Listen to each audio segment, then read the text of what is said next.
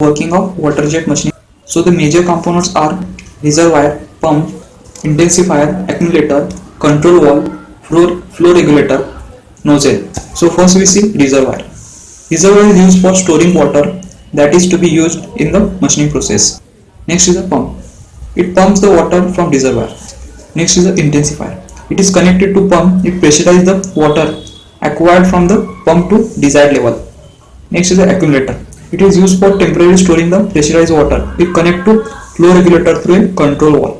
Next is the control valve. It controls the direction and pressure of pressurized water that is to be supplied to nozzle. Next is the flow regulator. It is used to regulate the flow of water. Nozzle. It renders the pressurized water as water jet at high velocity. It has orifice diameter varies from 0.08 mm to 0.5 mm.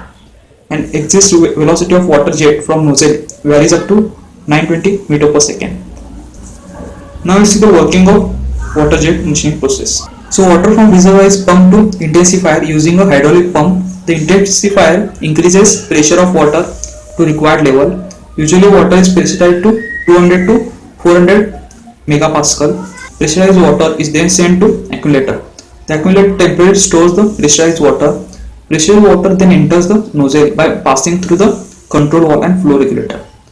Control valve controls the direction of water and limits the pressure of water under permissible limits.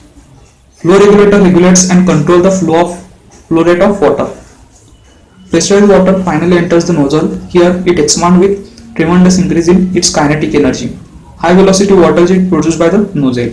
When these water jets strike the workpiece, stresses are induced. These stresses are used to remove the material from the workpiece.